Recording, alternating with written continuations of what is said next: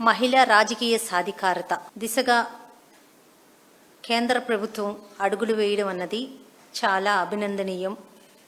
33% reservation మహిళలకి కల్పించడం అన్నది ఈరోజు మన ప్రధానమంత్రి గారు నరేంద్ర మోదీ గారు తీసుకున్న నిర్ణయం చాలా అభినందనీయం.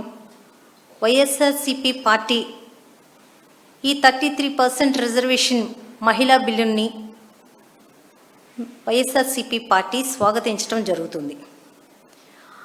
మా మాజీ సీఎం గారు జగన్మోహన్ రెడ్డి గారు మహిళా సాధికారతకు కానీ మహిళలు రాజకీయంగా ముందు వరుసలో ఉండాలి అని ఎప్పుడో 5 ఏళ్ల క్రితమే గత 2019 మే 30వ తారీఖున ఎప్పుడైతే వైఎస్ జగన్మోహన్ రెడ్డి గారు ప్రమాణ స్వీకారం చేశారో ఆ ప్రమాణ స్వీకారం చేసిన స్టేజ్ మీదే మహిళా సాధికారత కానీ మహిళా ఉద్ధరణకు కానీ లేకపోతే మహిళలు రాజకీయంగా ఉన్నతి పదవిల్లో ఉండాలి అని ఆలోచించిన వ్యక్తి జగన్మోహన్ రెడ్డి గారు.